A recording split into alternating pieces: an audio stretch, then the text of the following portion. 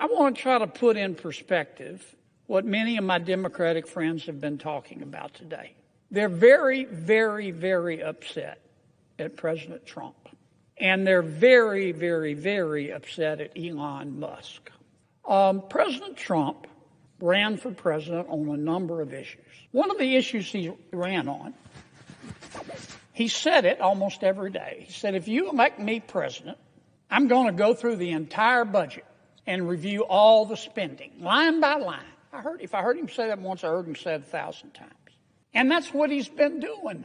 He went out and appointed, through an executive order, Elon Musk, who some people like him, some don't, but he's not a dummy. He's a very successful business person. He's got a top secret security clearance. President Trump issued an executive order, and he turned to Mr. Musk, and he said, Mr. Musk, I want you to do for me what I said I was going to do in the election.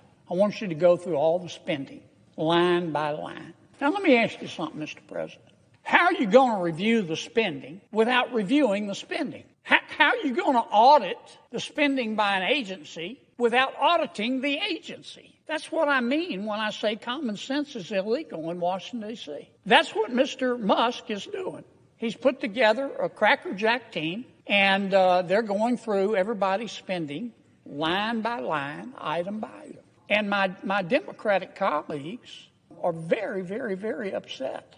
And they've been very eloquent. They've talked about the process, and President Trump's executive order supposedly violates the Constitution. And they've accused Mr. Musk of having conflicts of interest. And so I've heard people say he's sitting over there with a notepad copying down everybody's Social Security number, and he's going to go use it to make money. I mean, people in this town, not just my Democratic colleagues, they're really upset. They've never had anybody question their spending. But that's what Mr. Musk is doing. But, you know, I've listened. This has been going on for a week.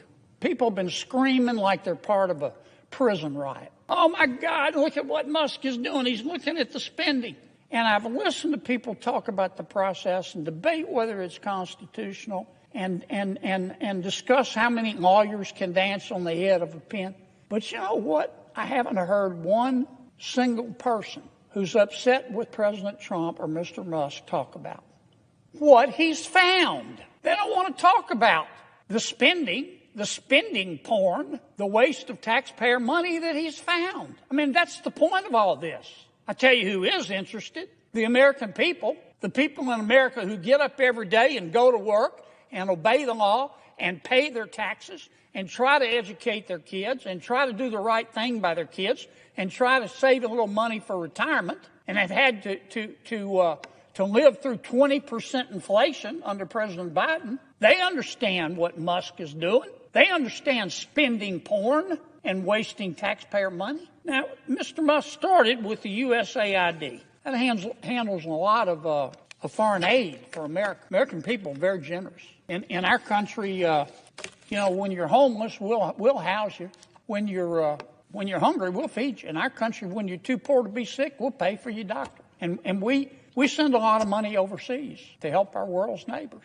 And the USAID is in charge, in large part, of that. But I'll tell you what Mr. Musk discovered. I find it fascinating. He discovered that the American taxpayers are giving money to Afghanistan. He found that we are giving money to Yemen. He found that we are giving money to Syria. I didn't know that. Some of our foreign aid is going to Yemen, Afghanistan, Syria. He found that the USAID has 10,000 people, employees. And every year they give away $40 billion.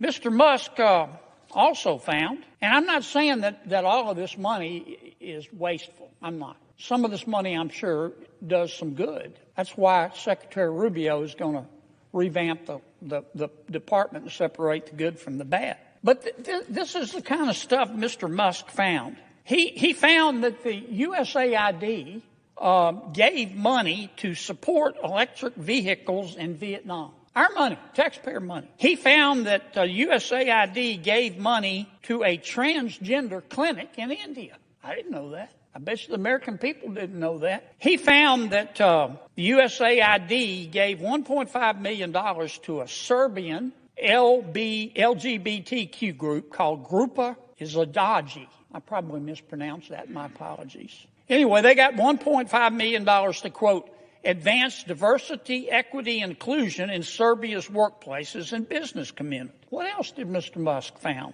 that my colleagues don't want to talk about? Well, he reviewed a study and then went and checked it. The study was done by the Middle East Forum. They found that USAID spent $164 million to support radical organizations around the world. We're not talking Cub Scout troops here.